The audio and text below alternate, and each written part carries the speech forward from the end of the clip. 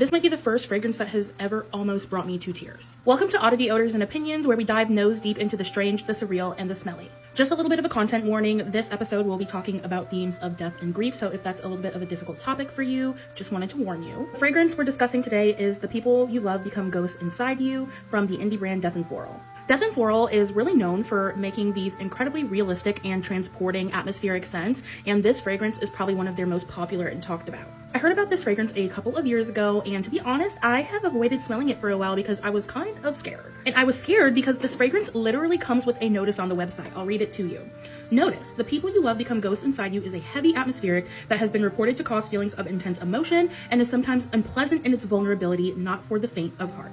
I've talked about this a little bit more in depth on my main TikTok page, but when I was very young, when I was 6 years old, my mother was actually murdered by my father. I won't go in depth with the story regarding that because it is quite morbid and horrifying, but if you're interested in the story, I will put the video in my caption. That was my first ever real experience with grief, and dealing with that type of grief at the age of 6 years old is incredibly heavy. And after that last morning that I spent with my mother before she was killed, I actually never got to see her again. I wasn't allowed to go to the viewing of the body because my family thought it would be too traumatic for me, so I didn't get to see her then, and I also didn't get to see her at the actual funeral. It has been almost 20 years since my mother passed away, and so while I don't have the most vivid memories of what my mother was like, I do remember that she was an incredibly kind and warm and loving person, and everybody who knew her has the same things to say about her. When I smell this particular fragrance, all it does is remind me of the sunshine and warmth of my mother. The notes of this fragrance are heavenly musk, lingering funeral flowers, cold scent of vanilla in an empty corridor, handprints on a foggy window. And it's just mind-blowing to me how drastically different people can experience a fragrance. I've heard some people describe this as very cold and sterile, like a hospital room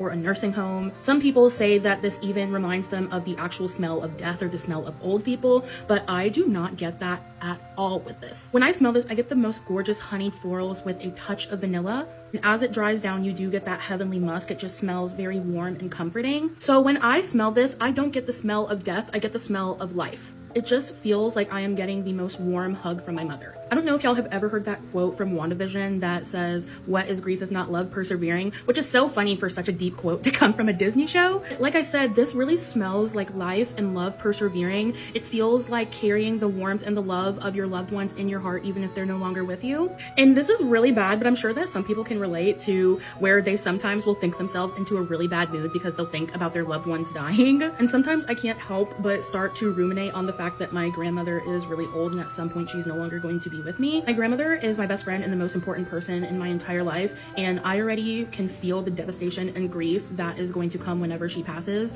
but I know how loving and strong and just caring that my grandmother is, and I know that that feeling will never leave me even when she's gone. Some people might find this a little bit of a difficult fragrance to wear because it might conjure those memories, and I can definitely see that, but I honestly think that I will be full bottling this because, like I said, it just smells like sunshine and warmth, and it's just absolutely gorgeous and enveloping, and I could honestly see myself wearing this quite often, especially in like spring and summer. It's just absolutely beautiful in my opinion. So this might be a little bit of a difficult fragrance to smell, but I think that it's absolutely gorgeous, and I would highly recommend it if you are open to feeling those types of emotions. Like I said earlier, Death and Floral is really known for these amazing atmospheric scents, and I definitely will be reviewing more in my Oddity Odors and Opinions series, so stay tuned for that and let me know if this is something that you would be interested in trying.